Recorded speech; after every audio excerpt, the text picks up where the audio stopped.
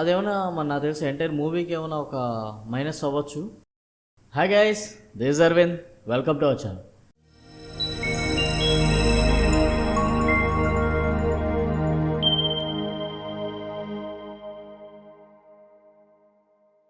Guys, ఈరోజు ఎన్నో అంచనాల మధ్య దేవరా ట్రైలర్ అయితే ఆన్ టైంకి రిలీజ్ అయిపోయింది.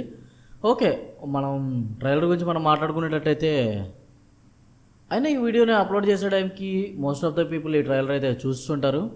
అది ఒక అందుకు మంచిదే, ఎందుకంటే నేనేం చెప్తున్నా అన్నది చాలా క్లియర్ కట్గా అర్థమైంది. ఓకే, ఇక ట్రైలర్ మ్యాటర్కి వస్తే కనుక ట్రైలర్లో మనకి విజువల్స్ అండ్ కలర్ కరెక్షన్ అయితే చాలా బాగుంది.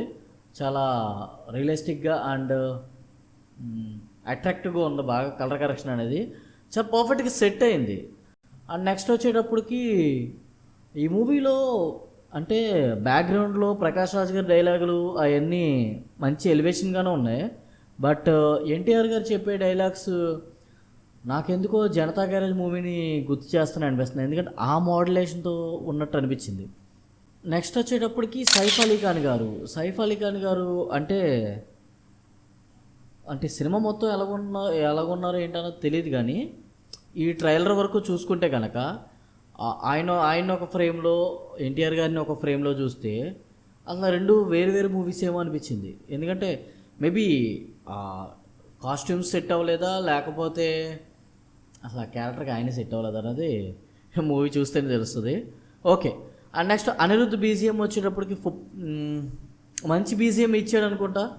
ఎందుకంటే ట్రైలర్ వరకు లేకపోతే టీజర్ వరకు మనం రిపీటెడ్గా వింటున్న బీజిఎం వస్తుంది. బట్ ఎంటైర్ మూవీలో ఒక మంచి బీజిఎం ఇచ్చే ఉంటారు, ఎందుకంటే ఆయన మ్యూజిక్ మనందరికీ బాగా తెలుసు.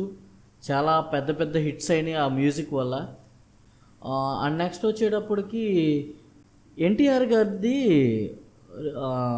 2 క్యారెక్టర్స్ రివీల్ చేశారు ట్రైలర్లో. ఇది నాకెందుకు సినిమాలో అంటే సినిమా హైప్కి ఇదేమైనా మైనస్ అనిపించింది. ఎందుకంటే ఈ ట్రైలర్లో ఆ సెకండ్ క్యారెక్టర్ అంటే దేవరా క్యారెక్టర్ కాకుండా ఇంకో క్యారెక్టర్ ఉంది. ఆ క్యారెక్టర్ ఏం చేస్తారు అన్నది ఓపెన్గా ఒక డైలాగ్తో చెప్పేశారు. వాళ్ళ నాన్న పోలికలు అయితే వచ్చినాయి, కానీ వాళ్ళ నాన్నకున్న క్యాపబిలిటీ లేదు అన్నట్టుగా ఆ డైలాగ్ వేయడం వల్ల ఆ క్యారెక్టర్ ఏం చేస్తుంది అన్నది ట్రైలర్ చూసిన వాళ్ళకి అర్థమైపోయింది చాలా క్లియర్గా.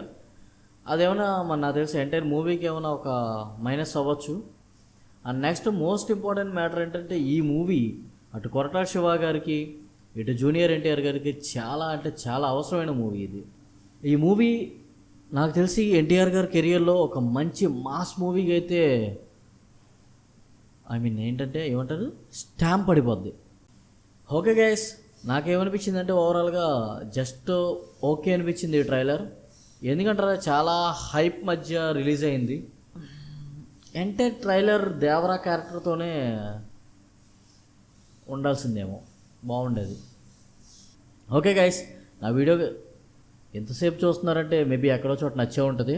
డెఫినెట్లీ నా వీడియో నచ్చితే కనుక లైక్ చేయండి. ఈ వీడియో ఎవరైతే చూస్తారని మీరు అనుకుంటున్నారో వాళ్ళకైతే షేర్ చేయండి. ఇంకేంటి మరి, ఉన్నా మరి, బాయ్.